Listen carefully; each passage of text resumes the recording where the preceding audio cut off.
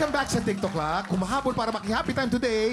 Let's welcome back Andre Paras! Andre! Tropa, mag-ingat! Let's go! Ngayon, nandito na si Andre. Ili-level up pa natin ang kulitan. Dahil ang mga titropa nating Marites, Ano yan? may napulot na namang issue online. Kumapit na kayo dahil... Eto na nga! At para mas masayang kwentuhan, sasamahan natin yan ng kantahan. Courtesy of the Teen Clashers na bumida sa The Clash Teens nung Sunday. Pakinggan natin ang kwento ni Desiree Luisa. Mga tiktropa, tawagin nyo na lang akong Miss Delulu. Short for Desiree Luisa. Yan ang social media name ko bilang isang influencer / beauty content creator / model. Yeah, Ang ganda ganda nito. ng title ko, Model. di ba? Model. Ang daming slash. Pero dati, I feel like a trash. Ay. Bakit? Bakit? Dahil binasura lang naman ako ng lalaking pinakamamahal ko. Sayang lang lahat ng grabe feelings ko sa naman. kanya. Tawagin na lang natin siya sa pangalang Carlo. Lagi niya akong kinukuhang partner sa mga school project namin. Kahit ako lang naman mag-isa yung gumagawa ng project namin. Alam nyo, okay lang yun sa akin.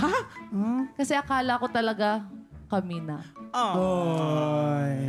Pero nung mag-transfer sa school namin, si Brittany, nagulat na lang ako dahil nalaman ko biglang naging sila na.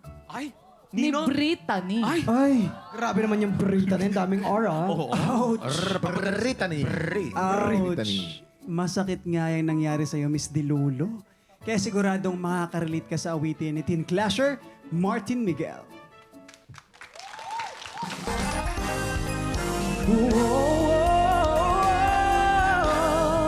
Ang lahat sa akin. Una sa lahat, ang galing mong kumanta. Yes, masakit ang nangyari sa akin kaya binuhos ko sa pag-aaral lahat ng galit ko sa kanya. Graduate ako. At cum laude. Nag-board exam at nagpakayaman talaga ako. Pero heto na nga. After 5 years, nagparamdam na naman tong si Carlo. At sinabi niya sa akin, break na daw sila ni Brittany. Ganon pa rin siya, in fairness. Magaling pa rin magpakilig, tapos lalo pang pumogi. Pero, salamat ha. Sa gluta, at saka sa kung ano-ano man, gumanda na rin naman ako. Kaya ang theme song niya, para sa akin, ay yung kantang Magazine. Magazine. Miss Dilulo, bilang ikaw ang nagde-decide ng theme song ni Carlo, para sa'yo, pagbibigyan ka namin. Sabay-sabay tayong makijam kay Teen Clasher, Inigo Badillo.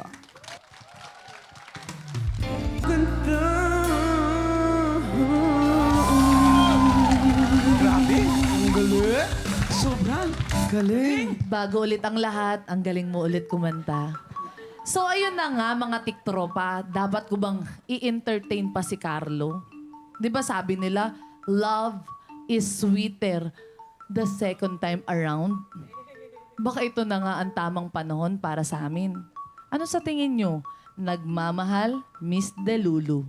Yan. Ang ganda na storya, hindi ba? Oo. Tanungin natin ang ating mga guest. Ano ang payo nyo kay Miss Dilulu? Andre, ikaw muna. Unang-una, nasaan yung Carlo na yun, ha? Nasaan na ba yun, ha? Grabe kayo Miss Delulu, ha? May tubig. My goodness. But going back, props and huge respect kay Miss Delulu because nakapag-graduate siya. She was able to better herself. Kumbaga, nagpag-glow up siya. Yan talagang pinaka-importante once she experienced heartbreak. At ito naman si Carlo, ganun pa rin after 5 years. So, ang para po sa akin is to just let it go. Just do what you're doing. Kasi nakapag-glow up ka na, naging positive naman buhay mo, it's very important to just continue that. Kasi napaka-importante ang peace of mind mo. Tsaka kung sobrang red flag na yung lalaki, it's all, pakulan mo na. Because there are plenty of fish in the sea, di ba? Yes! Si Allen. Si Allen kaya? Ano kaya magiging... Si Allen. Hindi, totoo naman kasi yun. Maganda rin naman talaga magbigay ng second chance. Kung after 5 years, nagbago na siya. Pero pagdating niya, ganun pa rin, mas mas hindi siya nakakatulong sa'yo, mas nagiging down ka pa rin. Parang naiiyak ka. Naiiyak ka, Naiiyak ka. Ako naiiyak. Hindi, Allen. Akala ko kasi naiiyak eh. Dahan-dahan mong pinunasan ng luha mo sa gilid ng iyong Naiiyak mata. eh, Allen. Hindi kasi naantay niya yung 5 years ata. Carlo? Ay, sorry. Ikaw naman, Harleen, ikaw tanungin namin. Stop muna kasi gawin mo na lang siya motivation para mas ma-reach mo pa yung mga pwede mong ma-reach nang wala siya. Paano kung yung 5 taon na yun na wala siya, nagbago na pala? Oo. Kung nagbago na, edi bago na lang din yung hanapin mo, huwag ka nang bumalik. Tama. Balay nyo makahanap ng isang foreigner na galing sa Thailand. Oh, na magaling mag-basketball, Kuya Kim. Basketball. Ayun lang. Ang 6'3" ang pogi, height. ang saya-saya palagi, diba? Hi, Kev. Kamusta? Kevin! Hi, Kevin! Maraming salamat sa ating mga team clashers, Martin and Inigo. Thank you for being here, ha? At kung nabitin kayo sa boses nila, don't worry dahil pwede nyo nang i-stream ang kanilang mga original single sa lahat ng available streaming platforms. At syempre, patuloy nating suportahan ang lahat ng mga team clashers ng The Clash Teens every Sunday yan at 7:15 p.m. Kuya Kim, sa Sunday po mag-celebrate din ng kanyang birthday ang isa sa pinakamahal nating boss. Happy birthday, Miss T!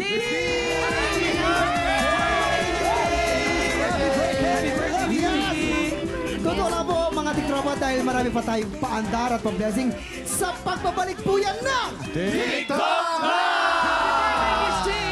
Happy birthday, Miss T!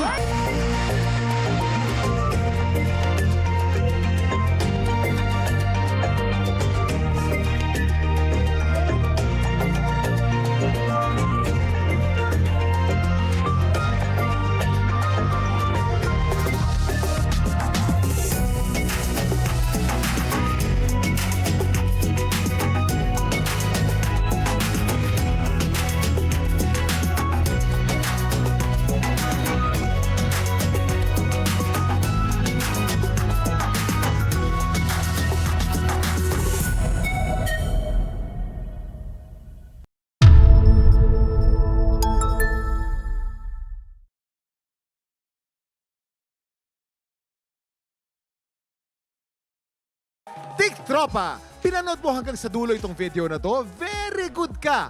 For more happy time, watch more TikTok Clock videos on our official social media pages and subscribe to GMA Network official YouTube channel.